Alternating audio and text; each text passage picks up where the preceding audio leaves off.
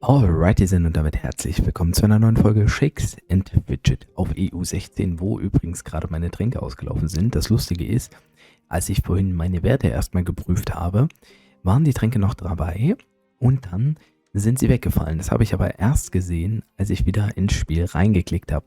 Also man hat eigentlich die Tränke nicht gesehen, die Werte waren aber noch mit den Tränken und dann nach dem Klick wurden sie verringert. Jetzt sind sie wieder da. Schön. Und wir wollen ein klein wenig reden über das Startwochenende auf diesem Server EU16. Mittlerweile ist ja auch Tag 4 vorbei. Ja, Tag 4 passiert meistens nicht ganz so viel wie in den ersten 3 Tagen, ist auch klar, weil alle Events wegfallen. Dennoch ist es sehr interessant gewesen. Am gestrigen Tag wurde nämlich, zumindest inoffiziell, ein Rekord geknackt. Mitbekommen habt ihr es vielleicht schon, aber eben Coogies Play, Content Creator Shakes and Fidget, der auf YouTube streamt, der hat am Tag 3, also noch am Sonntag, Jan der Hämmerer, ja, ist er angegangen mit einer Chance von 0,03% und Level 261 und ja, er hat ihn halt besiegt. Irgendwie ging der dann nochmal 0,01% hoch, also er hatte sich nochmal umequipped oder nochmal Dungeon zwischendurch gemacht und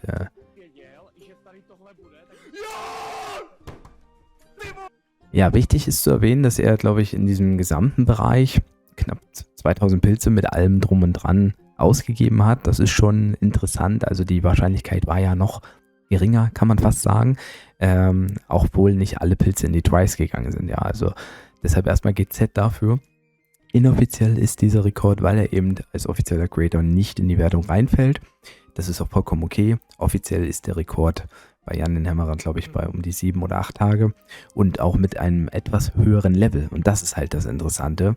Dieses Ziel oder dieses Achievement, nach 3 Tagen Jan den Hämmerer zu besiegen, den Endgegner der Shakes and Fidget Version 1 Periode, bis zum allerersten Mal neue Dungeons eingeführt wurden. Also so wie das Spiel erstmalig mit Dungeons existierte, war Jan der Hämmerer der Endboss und es hat mega lang gedauert, ich weiß gar nicht mehr wie lange, bis die besten Spieler, Dreamscape würde es im Kopf noch wissen wahrscheinlich, Jan den Hämmerer besiegt haben.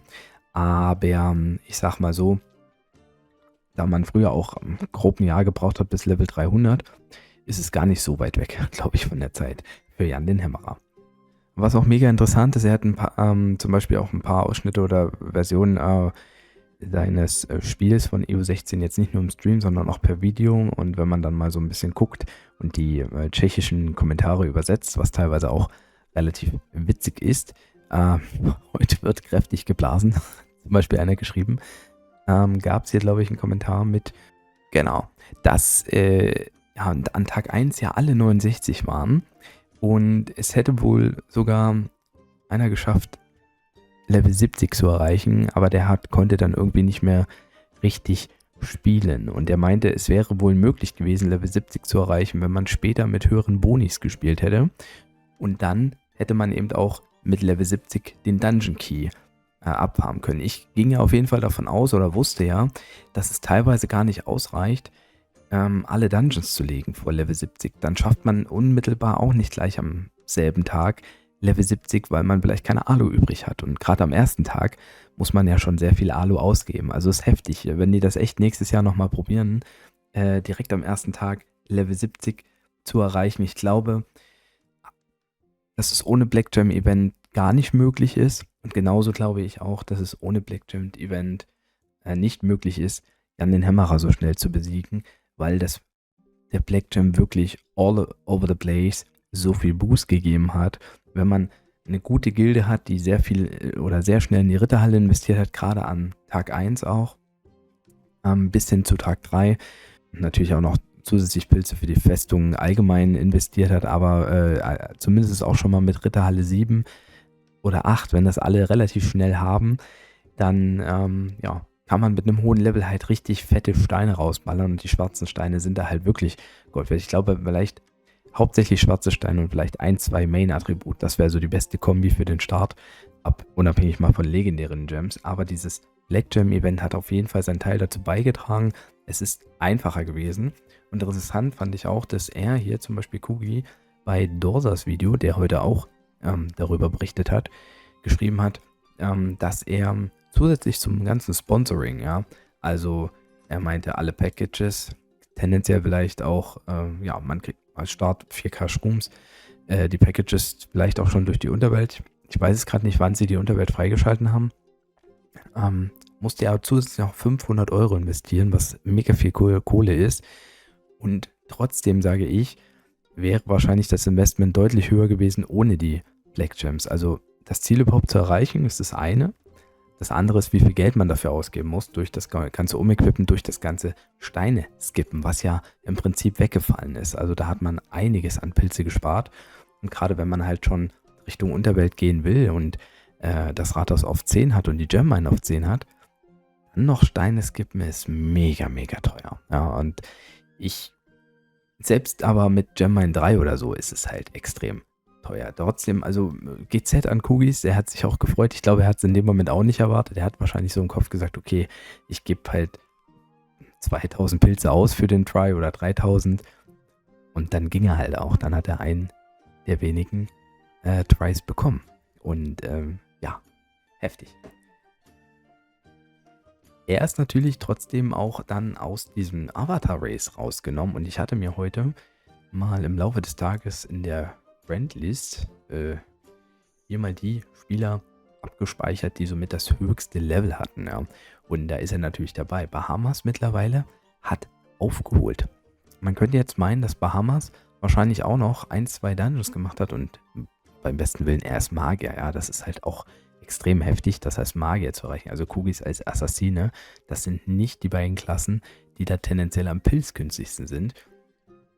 Und dann haben wir einige Spieler aber auch schon auf 250 plus. Zum Beispiel Jinx, dann Lachi, Donidano und einige knapp vor 250. Das kann teilweise ein Dungeon sein im 13. Stock oder eben dazwischen durch die ganzen Portale, Schattenwelt und dem Wirbelsturm.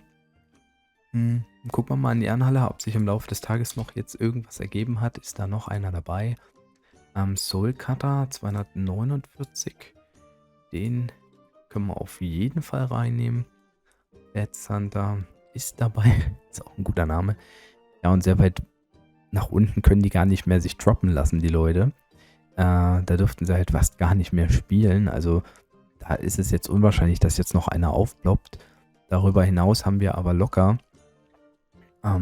50 Leute über 200. Das ist schon nicht schlecht. Das liegt natürlich auch am Race. Aber ja, es ist noch nichts verloren für keinen. Aber diejenigen, die jetzt weit vorne sind, die haben natürlich die beste Chance auf Level 350, müssen aber auch permanent durchspielen. Und das ist auch etwas, was gesagt wurde, auch mitunter von Kugi, dass er selber jetzt gar nicht mehr so drauf und dran ist, zu versuchen, viele weitere Rekorde zu brechen. Gerade als Assassine hat er da jetzt eigentlich eine gute Basis. Aber wenn man jetzt noch schnell noch mehr Dungeons packen will, muss man so viel mehr Geld ausgeben. Vom Verhältnispotenzial ist es echt heftig. Wir haben auch keine Events jetzt. Und ich weiß auch nicht, was nächstes Wochenende für Events kommen. Wahrscheinlich jetzt auch nicht so eine krasse Kombination, dass man nochmal einen Riesensprung machen kann. Den bräuchte man aber zum Beispiel für Level 300 Rekorde. Aber der Level 300 Rekord ist bei 9 Tagen. Das heißt, das ist schon das nächste Aktionswochenende. Das hat er aber auch gar nicht vor. Und ich weiß nicht, wie es mit den anderen Spielern ist, die eben um das Avatar-Race spielen. Also die Namen, die wir jetzt hier drin haben, die wir jetzt hier an der Spitze haben, das sind natürlich die prädestinierten Kandidaten. Aber die müssen durchziehen. 350 ist noch ein langer Weg. Der Start ging extrem schnell. Mithilfe des Black Gem Events. Aber wie es da weitergeht, wer weiß, wer weiß. Ja, abschließend zu mir. Ich werde auch nochmal dazu etwas sagen in einem Part vielleicht zum Ende des Avatar Race, wie ich diesen Serverstart empfunden habe. Ich konnte halt am Tag 3 nicht spielen, weil ich privat durch Fußball und Kindergeburtstag tatsächlich sehr viel unterwegs und zeitlich eingesponnen war, um dann irgendwann am Ende des Tages wirklich einfach nur noch müde ins Bett zu fallen oder auf der Couch einzuschlafen. Ich weiß es gar nicht mehr. Ja, deshalb habe ich Tag 3 eigentlich komplett gar nicht gespielt. Bin jetzt hier bei Tag 4, spiele aber weiter. werde hier auch weiter die Gilde unterstützen, wo jetzt auch ja, einige Spieler immer mit der neuen Steuerung immer noch nicht perfekt klar. Einige Spieler auch vorgezogen haben. Pace macht seinem Namen alle Ehre, geht stark nach vorne mit dem Pace, ist in der 13. Ja, am 13. Dungeon schon längst angekommen, hat wahrscheinlich die ersten 2, 3 Dungeons gemacht. Und Evil Cookie, der ist kurz davor. Also schon 2 Spiele hier auch über 200. Die spielen tendenziell jetzt nicht ums Avatar Race mit, aber sind trotzdem richtig krass dabei. Und ja, da muss ich ein bisschen nachziehen. Da muss ich langfristig ein bisschen nachziehen, das werden wir auch machen. Also, ich bedanke mich fürs Zuschauen, haut auf jeden Fall rein, macht Tschüss und Servus. Euer Basti.